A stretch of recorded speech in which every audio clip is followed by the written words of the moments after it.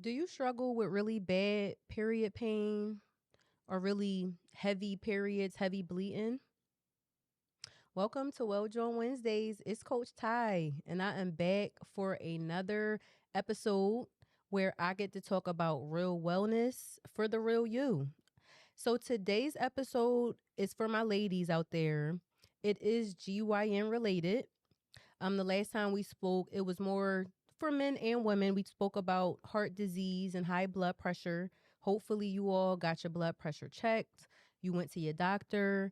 You really took time to evaluate if you struggle with headaches, and saw or was able to see if that was a possibility because of high blood pressure. If not, I still want to encourage y'all. February was Heart Health Month. We're in March now. But I still want you all to be very, very conscious of your blood pressure and your cholesterol. So yes, we are in a new month. We are in March. And I don't know if you knew that March is Endometriosis Awareness Month. Okay, Endometriosis Awareness Month. And we're going to get into what endometriosis is. We're going to talk about the symptoms, the risk factors, some of the treatment for it. But before we get into that, I do want us to talk about some wellness wisdom of the week. Okay, so for today's episode, my wellness wisdom is that you have to listen to your body. And if something does not feel right or normal, you should definitely talk to your doctor and advocate for yourself. Okay, I know sometimes when we go to the doctor, we may tell them our symptoms, and a lot of times our symptoms can be downplayed. It could be, oh, well, it's not that bad, or, oh, that's normal. But we know when something isn't right, and we really have to find physicians or providers, not just physicians, because we have amazing nurse practitioners out there who will really sit down and let us talk about what we're going through and try their best to figure out what's going on, as opposed to just writing it off for something that they think it is when it could be exactly what you thought it was. So I just want us as women to advocate for ourselves, because a lot of times we're told to push through the pain. But if you're having chronic pain, which is pain over a prolonged period of time, you took the medicine, you did the test, and it's still not going away, then something is going on. And again, we need to find providers that will listen to us and really make it their priority to solve the problem. So the key takeaway for today's wellness wisdom of the week is to advocate for yourself, trust your body, and don't settle for, oh, it's not that bad or it's in your head. No, that's not good enough. So now we are going to get into endometriosis. And this is something, as I shared with you all, for me, I've been an OB/GYN nurse for a very long time. So there's a lot of these GYN conditions that I have been exposed to through patients coming in, or women in this case coming in and saying, hey, my period is just, I bleed very, very heavy, or I get really, really bad pain in my period. Now, of course, we know menstrual cramps are normal, but when it comes to endometriosis and even fibroids, which we will touch on another episode, that pain and that bleeding is intense. Okay, so those are some symptoms that it could be a few different things, but now for today's episode, we're going to talk about endometriosis. Okay, so what is endometriosis? Endometriosis is a condition where tissue that is similar to the lining of the uterus, which is called the endometrium, it grows outside of it. So this tissue can grow on the ovaries, fallopian tubes, and even other areas in your pelvis. This tissue can grow anywhere.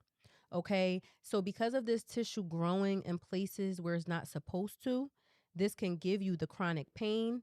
It can give you a lot of inflammation, and even in some cases, infertility, meaning some women can't even get pregnant because this tissue is just growing in places where it doesn't belong. Okay, so just to repeat that, endometriosis is a condition where the tissue similar to the endometrium, it grows in other places that is not supposed to grow in.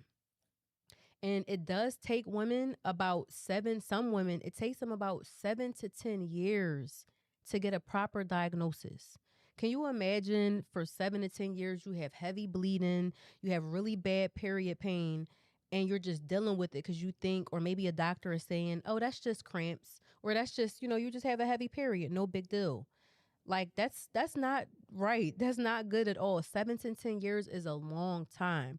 So please pay attention, make some or write some notes rather, because I want you, if you struggle with heavy periods, if you struggle with heavy bleeding, a lot of pain, and just you feel like something is not right, I want this to be something that you maybe think, okay, maybe I should get evaluated for endometriosis. So, what are the risk factors of it? Like, what can lead to us getting endometriosis? So, there's not really a cause of it. Like, it's not anything you can do that will make you have it. It's just something that could be in your family. So, family history is a risk factor. Like, if you have a mom or sister or grandmom, if they've always struggled with it, you may be more likely to have it. If you started periods, you're having your periods at a very early age, if you already have heavy or long menstrual cycles, if you've never given birth before, and sometimes if you have an autoimmune condition, that can make you at a higher risk of getting it. But again, these are just things that they're like all speculation, okay? Because there's some women who may not have had anybody in their family with it. They may have not gotten their period at an early age. They may have regular or thought they had regular cycles, or maybe they have children, or they still get it. So I don't want us to think, oh, this is definitely how I'm going to get it or why I'm going to get it. No, it can just happen. And unfortunately, we may not always know the reason, okay? But we do have certain risk factors. So, what are some symptoms? I mean, I know I keep emphasizing the heavy bleeding, the painful periods, but there are some other symptoms of endometriosis, such as pain during urination and even when you're having a bowel movement. Okay. To have pain when you're using a bathroom, that's not normal. So, if you notice it, please let your doctor know. Also, if you're sexually active, pain during or after sex. Now, again, some women think that a little pain during sex is normal. It's not. We need to figure out why. And again, these symptoms that I'm listing, they can also apply to other GYN conditions. So I don't want you to think that if you're experiencing this, you definitely have endometriosis. No. But these are some of the symptoms that, when we talk about the GYN and the pelvic area, and as women, we have a uterus and we have all of the things, some of our symptoms are going to be the same, even if there's different reasons. Okay. So besides the pain during sex, besides the pain while using the bathroom, you can also get a lot of bloating in your belly. And they do have a name for it. They call it an endo belly, which I wasn't even aware of. And also, if you notice that you're having difficulty getting pregnant, if you've been trying to conceive and you have not been able to get pregnant, and you're also noticing that you struggle with some of these other issues, you may have endometriosis. So, can we prevent endometriosis? There's really no guaranteed way to prevent it. However, we can also try and reduce some of those risk factors I've named. And again, the risk factors, we can't really control that, right? Like, we can't control our family history. We can't control if we start our period at an early age. We can control when and if we give birth, but it's not really too much that we can prevent because the risk factors are very vague. But there are some things that we can try to do to manage those symptoms. And this is why it's important for you to listen to your body, for you to say, okay, I have always struggled with really bad periods. I always thought something wasn't right.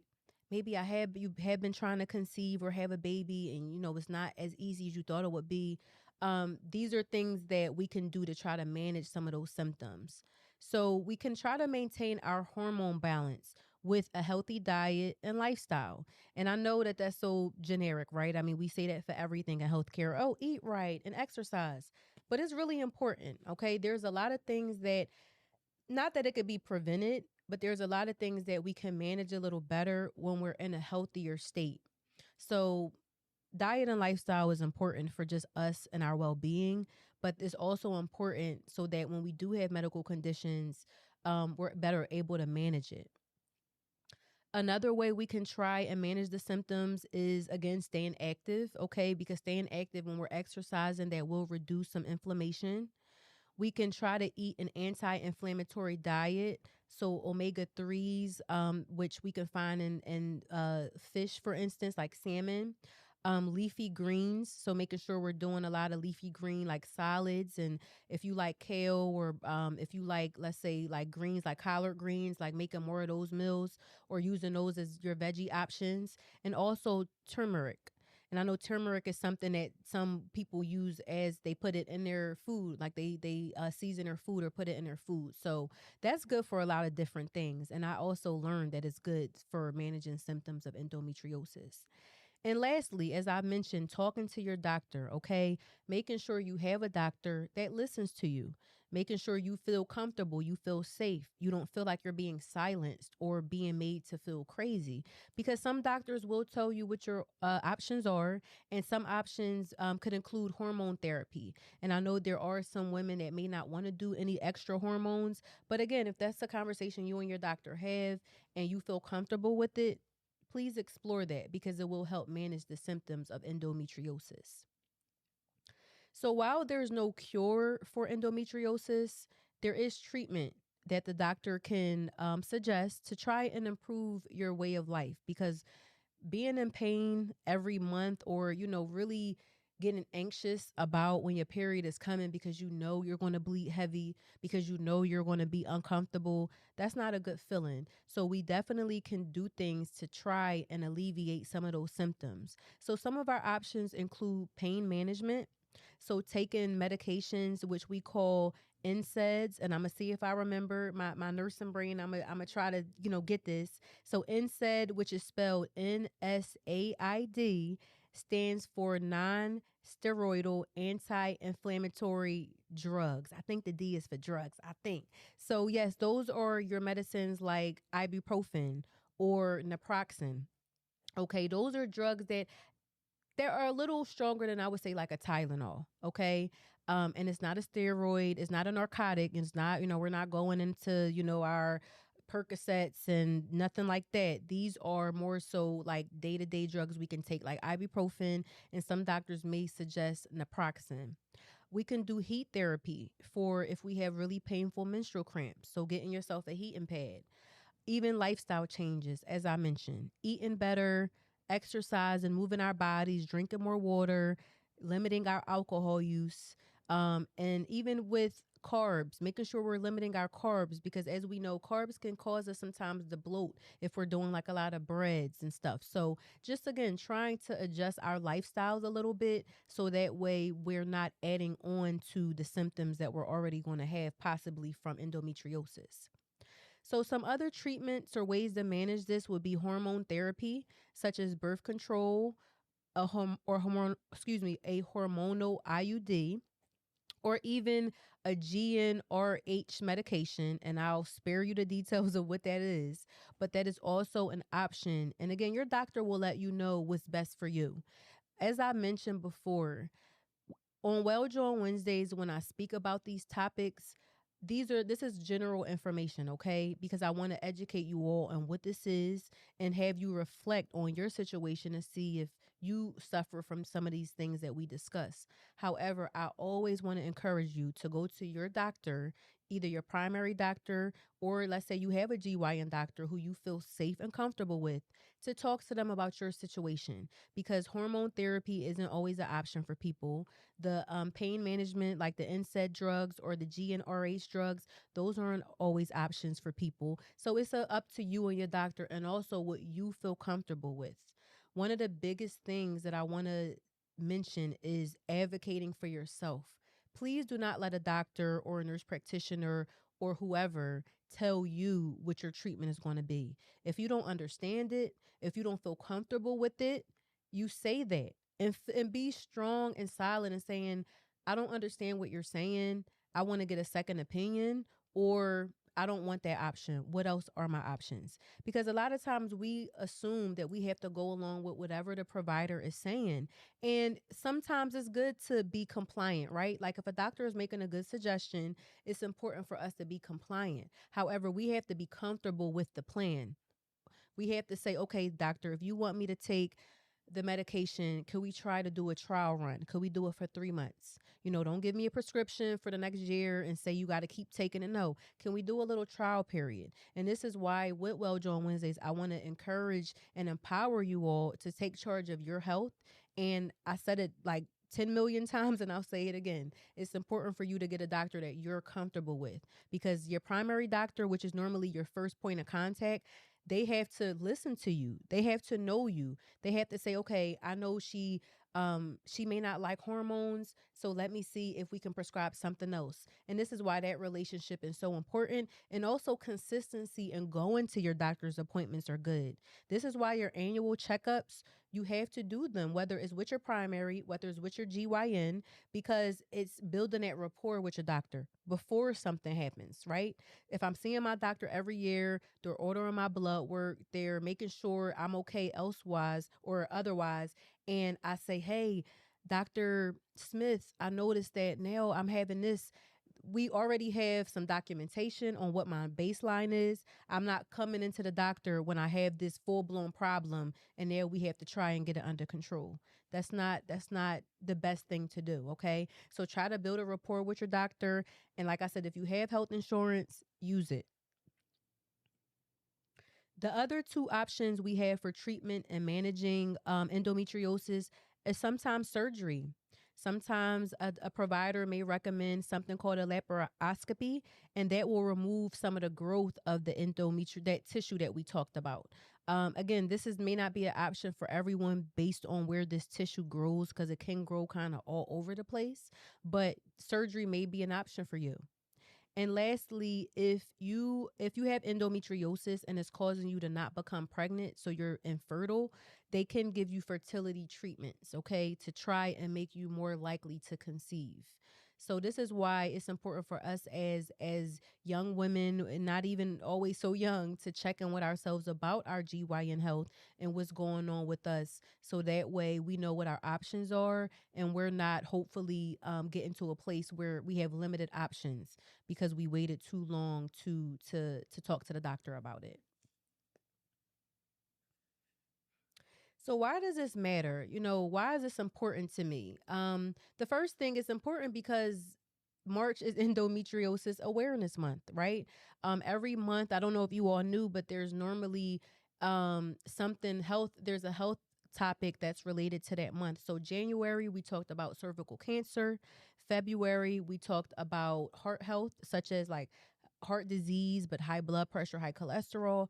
And March is Endometriosis Awareness Month. And as I mentioned earlier, me working in an OBGYN office, which I loved working with women because we're so complex. We have so many things about us that make us unique. But endometriosis was so common. Endometriosis was common and fibroids was common. And we'll talk about fibroids because as Black women, if you're a Black woman, we struggle with that at a very higher rate than other races. So that's definitely a topic that we'll touch on. But yes, endometriosis matters because a lot of women just assume that because they bleed heavy or because they have just terrible period cramps, that that's normal. Like, oh, well, this is what everybody complain about, the cramps and the bleeding. But no, if you feel like your pain is unbearable every month, that's not normal. And we have to be able to say, now that I'm thinking about it, I do want to just figure out if it's something more. Again, if you get the scans done, because that's another thing with diagnosing it. A lot of providers they'll do a cervical exam. They'll go in and they'll feel around. Of course, they'll evaluate your symptoms, but a lot of these providers will also order testing, whether it be ultrasounds.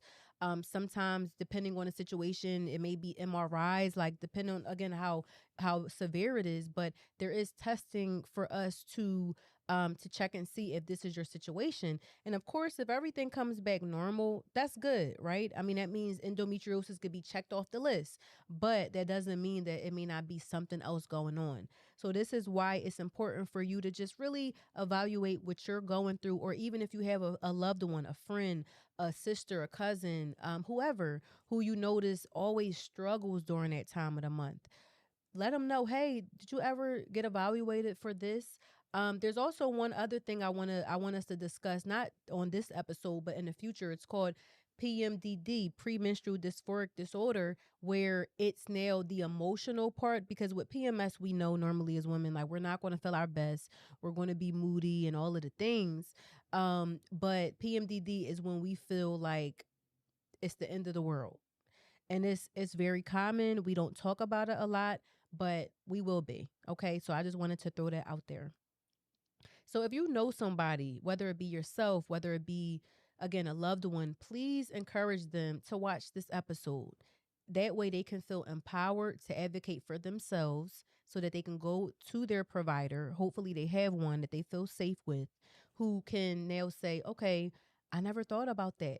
Because you all, I'm going to be honest with you, providers don't always have the answer sometimes. Okay. I mean, yes, we trust providers to know what they're talking about. And I'm not saying that they don't. That please don't think I'm saying that. But there are some things that we may have to suggest, like, hey, can I be evaluated for that?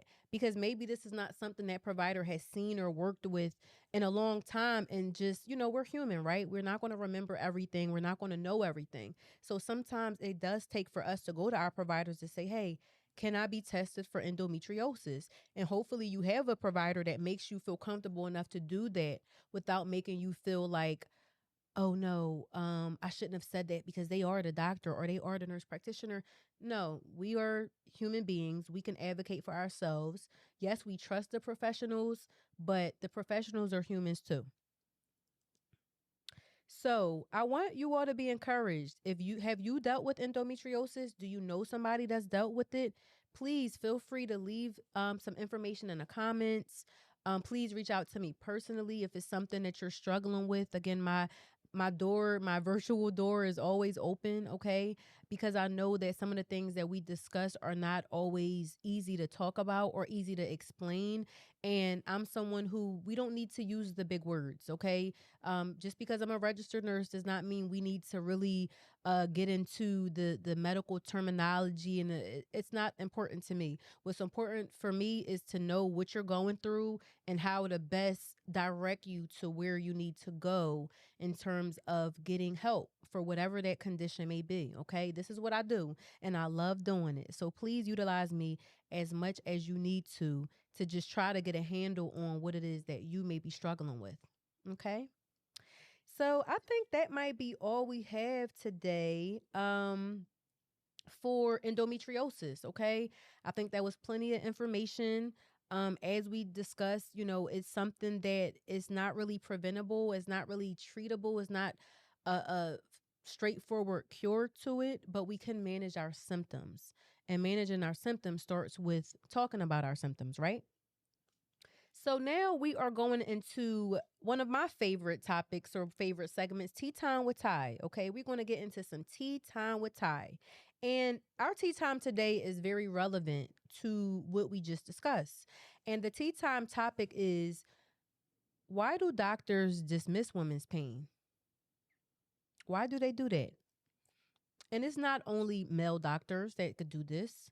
And again, I'm not just talking about doctors. I really should have said, why do providers dismiss women's pain? Well, medical gaslighting, it's a real thing. It's a real thing. And when it comes to us as women and our reproductive health, it happens a lot. There's a lot of women with endometriosis, fibroids, PCOS, and other conditions, and they're just told, oh, it's just bad cramps, no big deal. Or you're overreacting. I mean, every woman goes through that every month, girl. Or even it's normal. Just take some ibuprofen. Just take some medicine. You'll be all right. But the truth is that women's pain is often downplayed a lot in healthcare. And I'm not going to get on this too much, but women, especially Black women, do have a higher rate of dying in labor because their pain and their symptoms and what they're going through is dismissed. And there's also this thing in healthcare, it's not said necessarily, but it's felt, where it's a thing where they think women, especially Black women, we don't feel pain. Or because we're able to kind of keep a more composed demeanor while saying I'm in pain, it's like, oh no, she's not in pain. Or maybe she just wants some drugs. Maybe she just wants some medication. So medical gaslighting is real. And this is why I just want everybody that is watching this to say, you know what? I'm advocating for myself. I may not know what I'm talking about half the time, but I know what I'm going through, and I need a doctor that's going to listen to me.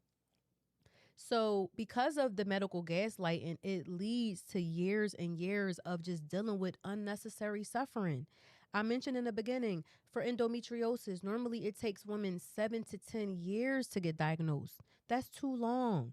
That's too long to be uncomfortable. Periods already are uncomfortable. And we're not even talking about with someone that may have endometriosis or fibroids. Periods are not fun. And for the men out there, they're not fun. Okay. So imagine now you have something on top of your regular period that's making you be miserable.